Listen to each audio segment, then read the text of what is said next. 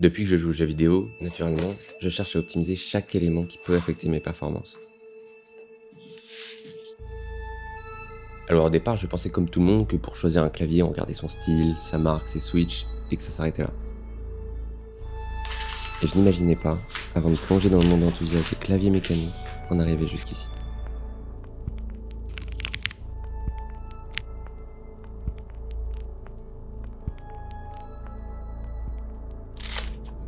Le clavier est commercialisé et surtout popularisé avec la machine à écrire en 1870. Mais quelques années plus tard et avec l'invention des différents supports numériques, on arrive à ça. Le clavier, ce n'est pas juste un accessoire, c'est aujourd'hui notre outil pour communiquer, transmettre, rechercher, apprendre et créer. Alors quoi de mieux pour commencer ce périple que de découvrir sa mécanique principale, le switch. Ce switch, c'est le Cherry MX Black qui est introduit en 1984 et qui est personnellement mon switch favori. Il est très simple, c'est un switch linéaire, et voici comme il se compose. On a d'abord l'enveloppe qui permet de tenir le tout. Dans cette enveloppe, on va y retrouver deux contacts qui vont permettre d'envoyer l'information à l'ordinateur. Pour faire bouger ces contacts, on a besoin de la tige, et cette tige repose sur un ressort pour la faire remonter lors de l'actuation. Il peut exister deux versions d'un même switch, ce qu'on va appeler le plate ou le PCB mount. Il se discerne notamment grâce aux deux bouts de plastique qui ressortent sous l'enveloppe inférieure du switch. Les différences entre les switches influent sur le son, la force d'actionnement et la sensation de frappe. Il y a trois types majeurs, le linéaire, le clicky et le tactile. Ils sont surtout basés sur la préférence et le linéaire est le plus connu pour la performance. Il permet d'avoir une actuation linéaire tout au long de la pression sur le switch.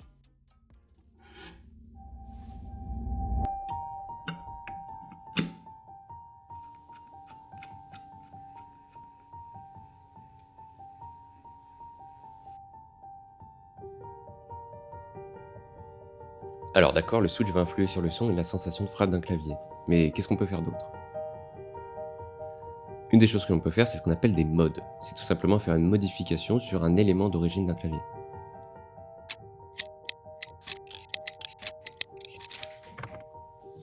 Alors oui, ça paraît vaste, et c'est complètement normal.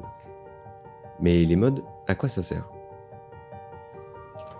La plupart des modes permettent de diminuer le jeu que l'on va retrouver dans un clavier, mais aussi d'influer sur le son et la sensation de frappe.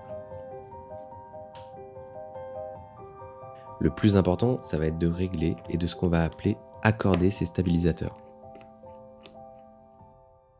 Sans cette étape, on peut avoir un son et une sensation de frappe extrêmement gênants sur les touches concernées qui sont par exemple la barre d'espace, la touche entrée ou la touche shift.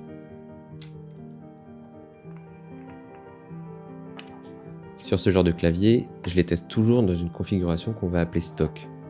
Ça me permet de me donner une bonne référence sur la qualité constructeur.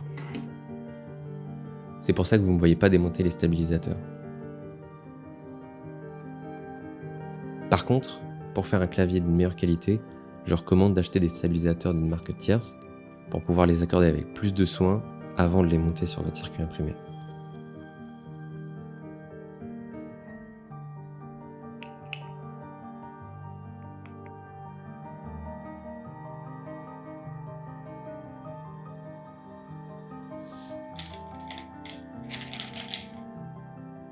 Vous me voyez monter un clavier depuis le début de cette vidéo. Certains l'ont reconnu, c'est le Wooting 60HE. Mais alors, pourquoi ce clavier ?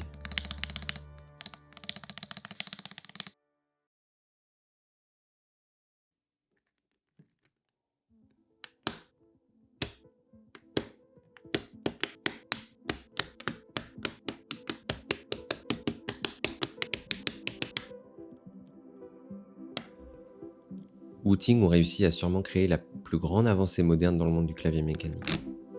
Et c'est grâce au Hall Effect et l'utilisation d'un switch analogique. En effet, plutôt que d'utiliser les switches qu'on a vus précédemment, avec un contact qui permet d'envoyer une information binaire à l'ordinateur, vrai-faux, ici le switch analogique utilise un aimant. Cet aimant permet de ne plus envoyer une information binaire à l'ordinateur, il va fonctionner comme un joystick d'une manette par exemple. Ce qui est intéressant avec, c'est pas l'analogique, mais c'est le logiciel que Wooting a inventé, et notamment le Rapid Trigger. Le rapid trigger, ça permet de savoir quand est-ce qu'on va relâcher la touche et de la désactiver quasi instantanément. L'avantage de cette technologie, c'est que théoriquement, on peut aller beaucoup plus vite sur l'activation et la désactivation d'une touche que sur un clavier traditionnel. Un autre avantage de cette technologie, c'est qu'on peut activer ou désactiver le switch non seulement n'importe quand, mais aussi n'importe où dans le switch. Théoriquement, c'est une révolution, mais là où on pense gagner quelques millisecondes, en fait, dans la pratique, ces millisecondes ne sont pas si importantes que ça, et on peut les gagner ailleurs. Mais le plus gros défaut du routing, c'est là où on va perdre par rapport à un clavier custom. En effet, on va perdre en précision, et on va faire beaucoup plus de fautes de frappe. C'est dû au fait qu'il soit si sensible, et même si c'est théoriquement une bonne chose, dans la pratique, ça peut être gênant. On perd aussi en confort, en sensation, en customisation, et dans la qualité du clavier en général. Mais est-ce que ça vaut le coup? Alors je dirais que ça dépend. Si vous faites uniquement du jeu et que vous cherchez de la performance, notamment avec du speedrun ou des jeux comme Counter-Strike, Valorant, qui demandent une précision certaine, là je dirais que oui. Pour le reste du monde, je dirais que non. Je me retrouvais souvent quand je testais le clavier à rester sur des réglages d'un clavier classique. Et donc je perdais les avantages du routing, mais aussi je perdais le confort, la sensation de frappe ou la qualité générale des claviers que j'ai habituellement. Là où le routing est réellement une révolution pour moi, c'est surtout qu'il permet d'apporter une concurrence certaine dans le milieu du clavier. On a vu par exemple plein d'autres marques arriver avec du Hall Effect et des technologies similaires, bien que souvent moins bonnes, mais on a surtout vu Razer récemment qui arrivait avec ce qu'ils ont appelé le Nullbind, qui est en fait une version dérivée du SOCD qu'on peut retrouver sur des sticks d'arcade qu'on appelle leverless. On a vu beaucoup de régulations sur ce genre de technologie qui sont considérées très souvent comme de la triche. Pour conclure sur le routing, je vous dirais juste d'analyser qu'est-ce qui est important pour vous. Qu'est-ce que vous voulez optimiser? Est-ce que c'est la performance? Auquel cas, je recommande le routing, qui est effectivement une révolution. Mais si c'est le confort, la sensation et avoir un clavier qui est vraiment personnalisé, dans ce cas, je ne recommande pas le routing. Pour finir, je vais vous laisser avec quelques claviers que j'ai et un test de son pour que vous vous fassiez votre propre avis.